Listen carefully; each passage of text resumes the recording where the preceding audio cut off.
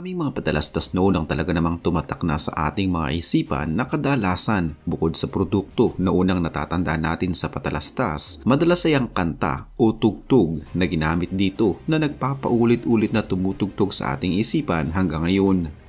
Habang sa iba pang padalastas naman ay mas natatandaan natin ang mga karakter o yung mga taong naging bida sa padalastas. Pero ang padalastas na ito ng Coca-Cola noong taong 2003 talaga namang napasabayang sambayan ng Pilipino sa beat ng padalastas at marami sa mga kalalakihan na tiyak kong nagandahan din sa dalawang dalagang nasa padalastas. Kasabay ng kanilang pagsayaw at pagkanta ay ang mga malaanghel nilang mukha na saktong-sakto ang tama sa lente ng kamera. Pero ang malaking katanungan ngayon ay kung nasaan na kaya ang dalawang ito. Ano na nga ba ang nangyari sa kanila mula nang sumikat ang kanilang padalastas?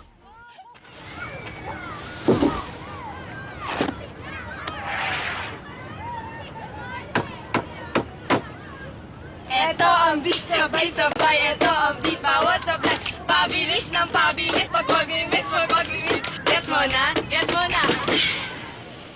Coca-Cola, nalilito, nahihilo. Coco to. Oh, Coco yan. Ulitin natin, please. Noong mga taong 2003, hindi pa masyadong uso ang internet sa Pilipinas. Wala pa ding mga touchscreen na cellphones ang mga Pinoy. Ang tanging pinagkakaabalahan ng maraming pamilyang Pilipino noon ay ang panonood ng mga programa sa telebisyon bukod sa pakikinig sa radyo. Lahat ay nakatutok sa kanilang mga sinauna pa noong mga TV, lalo na pagkatapos ng hapunan na kung saan kadalasan ay oras na din ang pamamahinga. Pero bukod sa mga programang inaabangan ng maraming mga Pinoy sa telebisyon, madalas ay kinaiinisan noon ay ang mga patalastas na tila bumibitin sa mga manonood dahil sa paulit-ulit na lamang ito at sinasabing mas mahaba pa ang mga patalastas kaysa sa mismong programa. Kaya naman ang ilan, gumagawa na lang ng paraan para kahit paano ay hindi nila masyadong nararamdaman ang napakaraming mga patalastas. Alam ko at marami din sa inyo noon ang naghuhulaan ng patalastas at ang matatalo ay paparusahan ng pitik bulag. Pero sa patalastas na ito, Eto ang beat, sabay-sabay. Eto ang beat, bawat sablay. marami ang nabilib at natuwa sa dalawang babae na ito na sumasayaw habang kumakanta sa isang patalastas ng isang sikat na soft drink brand sa Pilipinas, ang Coca-Cola. Sa sobrang pagkahumaling noon ng mga Pinoy sa panonood ng patalastas na ito, marami ang kinabisado pa ang lyrics nito at kung paano ito sayawin. At tiyak ako, ikaw na nanonood ngayon, oo ikaw, alam kong isa ka din sa gumaya sa kanila noong mga panahong iyon. Kung ginaya mo din sila noon, sigurado ako na ang edad mo ay malapit ng lumampas o di kay wala na sa kalendaryo. Ayos lang yan dahil lahat naman tayo ay tumatanda. Marami ang nagsasabi noon na ang dalawang dalaga na nasa patalastas na ito ay may angking ganda ng pang-artista. Sa naturang patalastas, ang dalawang dalaga na mukhang mga estudyante ay tila nagpapaligsahan sa pagkanta at pag-indak.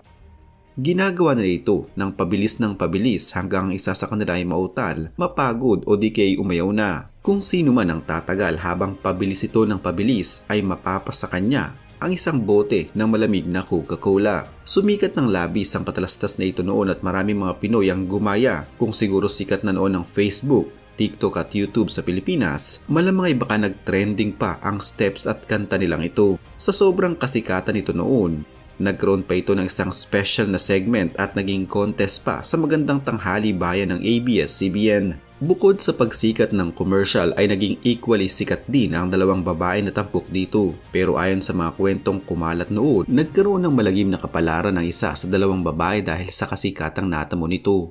College student daw ang dalawang ito at isang gabi, may obsessed na fan ang nag-abang sa isa sa mga babae. Asa daw ito at tay.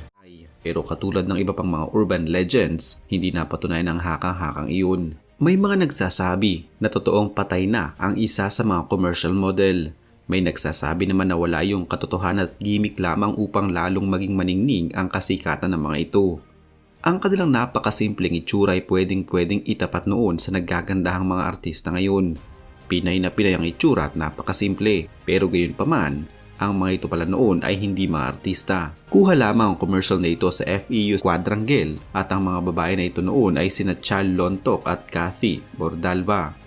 Walang katotohanan ng isa sa kanila ay ginahasa at pinatay ng sinuman. Parehong pamilyado na ngayon ng mga ito at namumuhay ng masaya kasama ang kanilang mga anak at asawa. Eto na sila ngayon. Action!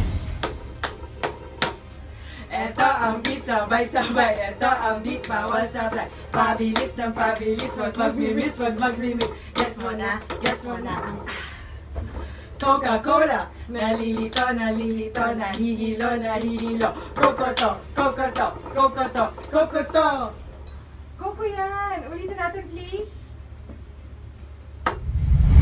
Si Chal ay napangasawa at kasal na ngayon kay VR Del Rosario. Siya lang naman ang bunsong anak ni Boss Vic Del Rosario ng Viva Group of Companies at si VR din, ang head ng Viva International Food and Restaurants Incorporated na may mga sikat na restaurant sa loob at labas ng bansa. Meron silang 2 anak na lalaki at masasabi nating sinuwerte si Chal sa kanyang naging buhay may asawa. Si Chal ang CEO ng multi-awarded travel agency na Geron Travel and Tourist Corporation. Pero bago ang lahat ng ito, alam nyo ba na si Chal ay isa sa mga naging crew ng Wow Mali noong taong 2005 at naging miyembro din ng SPIT o ang Silly People's Improved Theater hanggang sa ngayon. Maliban sa pagpapatawa at isang full-time mom, patuloy pa rin si Chal sa pagnenegosyo at sa isang bagay na gustong-gusto niyang ginagawa. At ito ay ang pag-host sa mga events lalo na sa mga programang may kinalaman sa entrepreneurship. Kahit na gaano kadami ang ginagawa nito sa kanyang buhay, hindi pa rin niya kinakalimutan ang magpasaya ng mga tao. Wow! Why so sweet? Because I love you. I love you too! Samantala, si Kathy naman ay napangasawa ang batikang host at aktor na si Ryan Eigenman. Dati din siyang naging news anchor ng IBC 13. Ang buong detalye sa showbiz news ni Kren Holong Pan. Sa ngayon isa na siyang full-time mom sa anak nila ni Ryan na sina Catalina, Ruizito at Rosio. Naging bahagi din siya sa programa noon ng GMA7 taong 2005 ang Text Tube. Jamming with friends in a bonfire at night.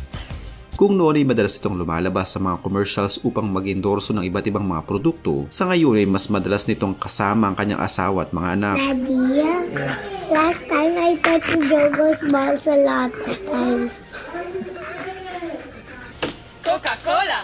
Alam nyo ba, sa sobrang kasikatan ng patalastas na ito noon, marami ang hindi nakakaalam na ang mismong kanta at sayaw pala nito ay ginawan pa ng tutorial para sa mga Pinoy na nais itong matutunan at maisayaw.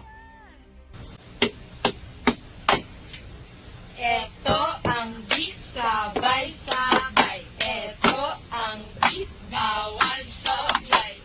Pabilis ng pabilis, wag maglimiss, wag maglimiss. Gets mo na, gets mo na. Coca-Cola, nalilito, nalilito, nahihilo, nahihilo. Cocoto,